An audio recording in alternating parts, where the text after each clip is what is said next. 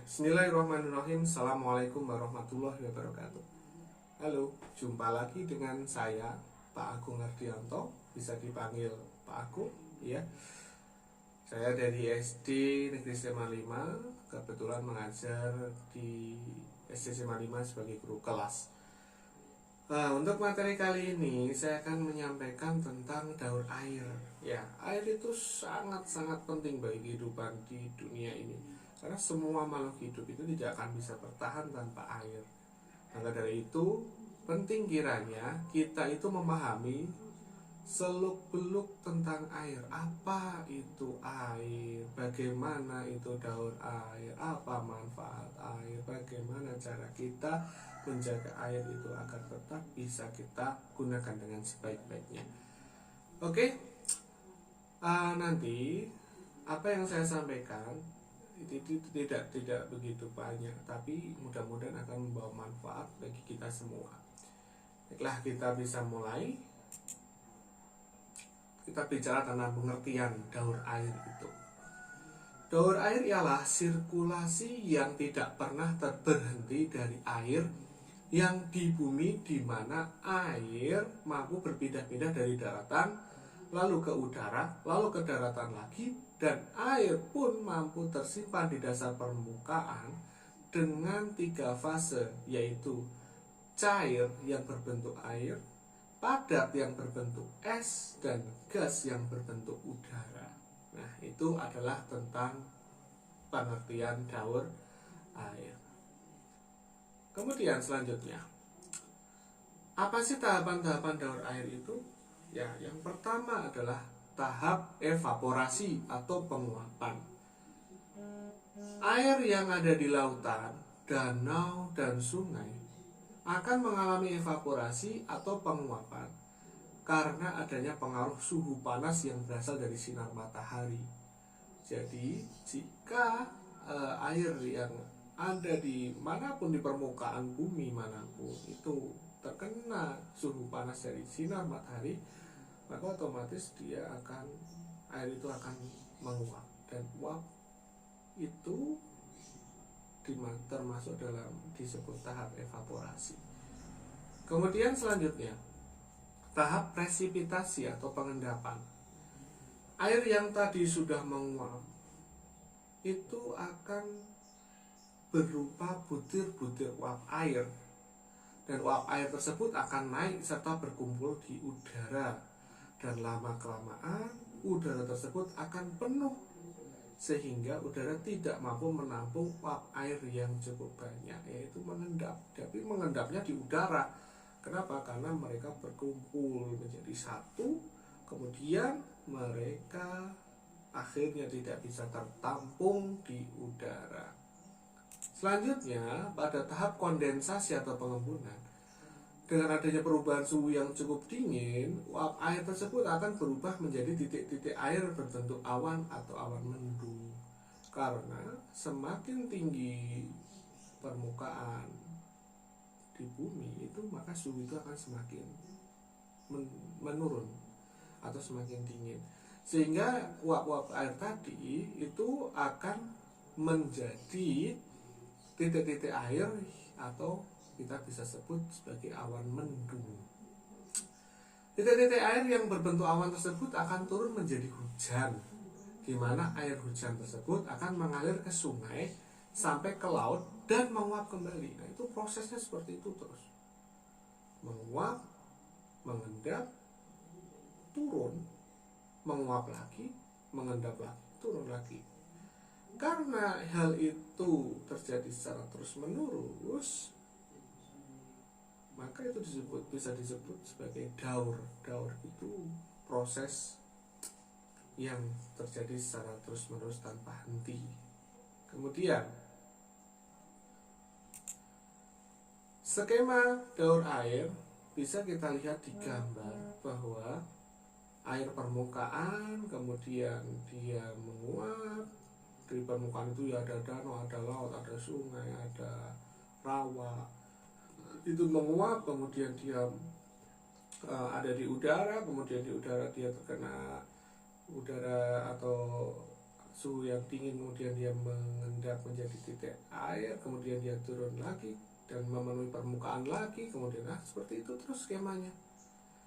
Asalkan semua komponen ini masih tetap ada, jadi kemungkinan besar daur ini akan tetap terjadi secara terus menerus.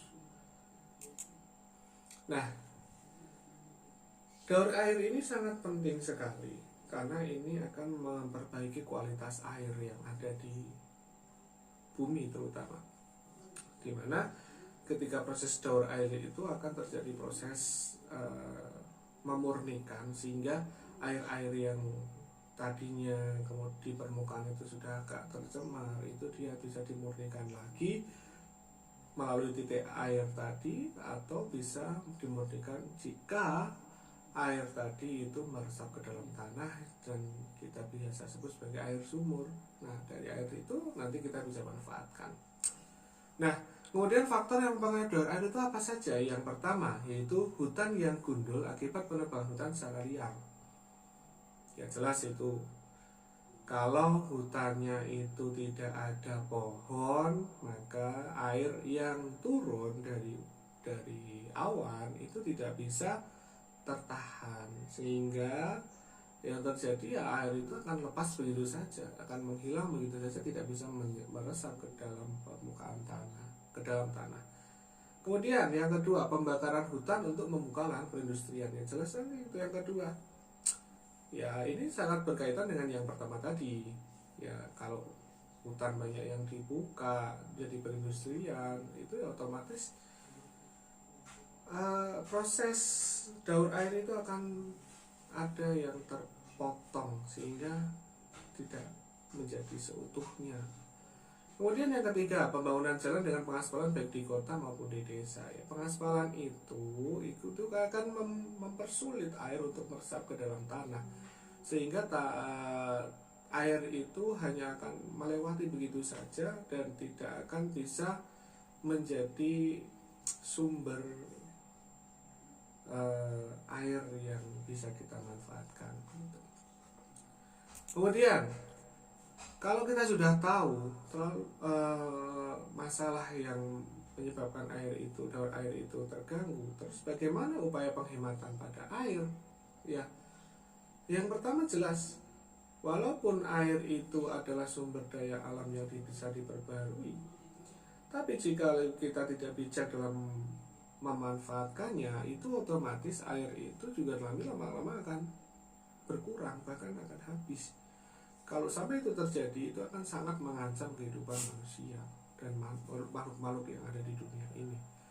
Kemudian bagaimana cara menghemat air? Yang pertama, satu, menutup keran air segera setelah tempat penampungan air tersebut terisi penuh, sehingga air tidak terbuang percuma. Ya, selain kita menghemat air, juga kita bisa menghemat listrik juga. Kemudian yang kedua, memanfaatkan air bekas cucian apapun kecuali air bekas yang sudah tercampur zat kimia seperti sabun, deterjen dan lainnya untuk menyiram tanaman. Nah, ini sudah saya bilang di awal, selain manusia, itu makhluk-makhluk hidup yang lain, hewan, tumbuhan itu juga sangat membutuhkan air. Jadi kita manfaatkan untuk hal tersebut. Dan yang ketiga, tidak mencuci kendaraan setiap hari. Hal itu akan mengakibatkan pemborosan dan akan penggunaan air. Itu sebenarnya nggak cuma kendaraan sih, hal-hal yang menuju ke pemborosan air itu kalau bisa dihindari gitu ya, kita menggunakan seperlunya saja. Terus yang keempat yaitu menggunakan air seperlunya, tidak berlebihan dalam menggunakan air bersih. Nah, dari hal tersebut sudah kita bisa cermati bahwa penting kiranya kita itu tahu bahwa air itu sebenarnya mengalami proses daur dari A sampai B sampai C, dari penguapan sampai pengendapan, kemudian sampai pengembunan. Dan di dalam proses itu sebenarnya terjadi pemurnian, sehingga air-air itu bisa kembali lagi dimanfaatkan, bisa lagi kembali untuk dikonsumsi, sehingga bisa membuat keberlangsungan antara makhluk hidup di dunia ini itu bisa tetap hidup dengan baik dan sehat. Nah, oleh karena itu perlu kiranya kita bijak dalam menggunakan atau memanfaatkan air. Nah, sekian apa yang bisa saya sampaikan terkait dengan materi daur air. Mudah-mudahan apa yang saya sampaikan ini walaupun singkat bisa memberikan manfaat yang sebanyak-banyaknya bagi kita semua. Saya akhiri. Wassalamualaikum warahmatullahi wabarakatuh. Sampai jumpa di video selanjutnya.